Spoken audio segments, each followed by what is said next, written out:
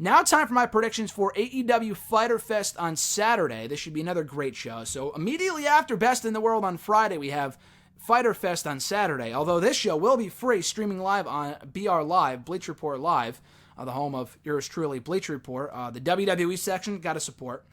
But yeah, this should be a great show as well. I'm really looking forward to Fyter Fest on Saturday, emanating live from Daytona Beach, Florida, on the 29th of Saturday, like I said. So on the pre-show real quick, we have a hardcore match.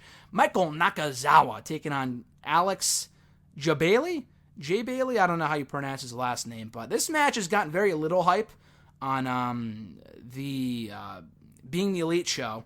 I struggled to come up with the name of the show real quick. The Being the Elite show on YouTube, they've kind of hyped it up. They announced it for this show a while ago. It hasn't really received much build. I see Nakazawa winning.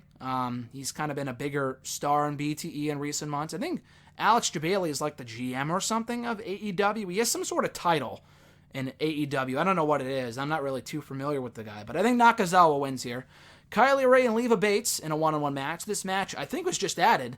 I had not seen it advertised until I just looked at the Wikipedia lineup just now, unless I missed something on their Twitter or Being the Elite or whatever. I think Kylie Ray wins here. She came up short in the 4-way at Double or Nothing. I think she wins here. Leva Bates might have the victory cost for her by Peter Avalon, the fellow librarian. So maybe they tease tension, or maybe he helps her win. I don't know, but I think Kylie Ray walks out with a victory. They have 3 matches on the pre-show, which is a lot. I thought this would be saved for the main card, but I guess not. Best Friends, even though they tried their hardest to avoid competing on the pre-show for Double or Nothing, they're on the pre-show for this event, so I guess that's what happens when you threaten the promoters' families. But Best Friends, Chuck Taylor and Trent Beretta taking on SoCal Uncensored, Scorpio Sky and Frankie Kazarian, and Private Parties, Isaiah Cassidy and Mark Queen. This should be an awesome match. I am super excited for this one. When it was announced on BTE a week ago, I was super excited. I just saw Private Party in action for the first time at a Northeast Wrestling show, the one I talked about here on the show before, Brass City Brawl 2 weeks ago. And these guys have a lot of untapped potential. They are, a lot of stardom here, a lot of potential here with Private Party. I could see them winning just to give them a credible victory. So you know what? Fuck it. I'll say Private Party. I know Best Friends won the tag team match at Double or Nothing. They don't really need to win here. SCU also won at Double or Nothing.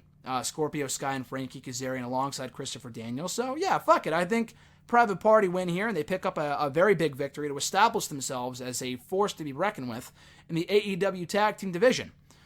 Yuka Sakazaki versus Rio versus Nyla Rose. I cannot pronounce that last name for the life of me, so I apologize. And a 3-way match. Rio, and I'm not sure if Sakazaki, again, my pronunciation is atrocious. I'm not sure if she was in action at the Double or Nothing, the women's match on that show. The 8-woman, the Jushi tag team match. I don't think so. The Joshi, not Jushi. Fucking Joshi. Yoshi, whatever the hell it is. I apologize. I don't know if she was. Maybe she was. I don't remember. Riho, I know is, or was. I know Kenny Omega is very high on her. Nyla Rose is supposed to be like their Nia Jax.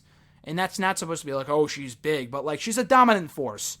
I don't think she's very good. I do think she wins here. If not her, then Rio. But I'll go with Nyla Rose because she came up short in the 4-way at Double or Nothing.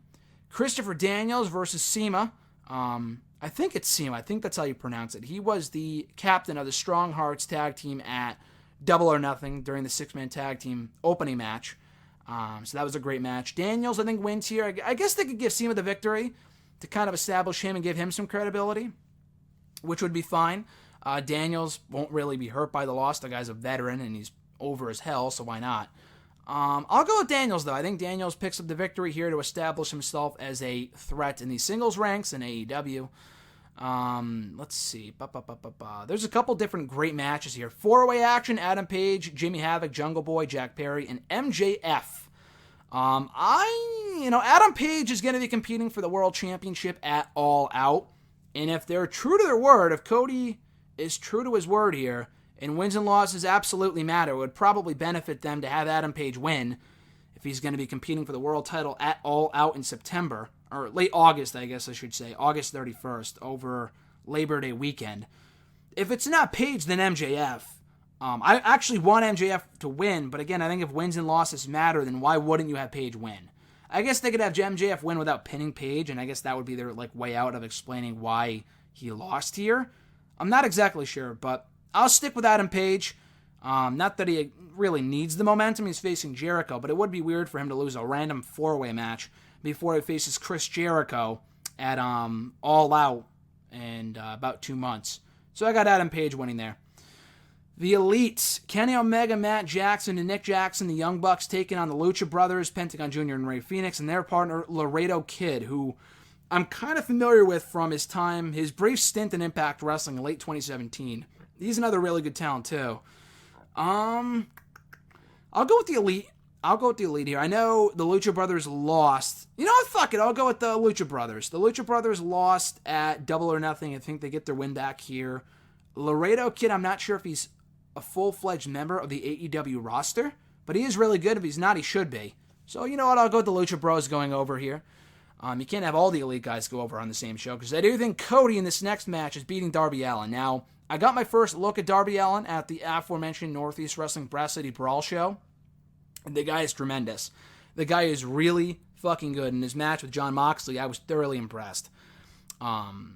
It would be a big win for him here, but Cody is kind of like their guy. Not their guy, because he's not going for the World Championship in a few months, but he's one of their top stars. I think this might be more of a match where Allin gets a lot of offense in and comes away looking like a star, a lot like the Moxley match I saw at NEW a few weeks ago, but he doesn't win.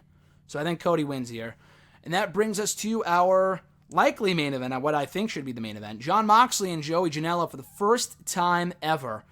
This should be amazing. Just let these guys go out there, beat the shit out of each other. Both guys were in action at the NEW show. Moxley faced, like I said, Allin, and Joey Janela faced a guy named Brad Hollister, who's going to be here on WrestleRant Radio in a few short weeks. A great top talent in the Northeast wrestling scene. They had a great match, great no DQ match. So maybe this becomes a no DQ match before the pay-per-view. I find it hard to believe that a Nakazawa match would be no DQ, but this match would not be. I think this match would really thrive if they had no rules. But maybe they announce it as a standard singles match, yet it breaks down into a no DQ match. Who knows? But I think Moxley has to win here. He just debuted. He has yet to have a match yet with AEW. And Joey Janela, I mean, the guy's not a top star. He could take a loss here. It's not a big deal. He will look great in defeat either way. But yeah, I got Jon Moxley beating Joey Janela in what should be the best match of the night, which is tough to say because there's a lot of great match of the night contenders on the show. But yeah, Moxley and Janela are bound to go out there and beat the holy shit out of each other. Janela specifically, because you know Janela wants to go out there and have a great match with the hottest, I guess he's not really a free agent anymore, but the hottest commodity in all of pro wrestling right now. You know he wants to go in there and have a lasting impression on all the fans and officials and fellow wrestlers. So I think Moxley walks out victorious, but only after a strong showing from Joey Janela in defeat.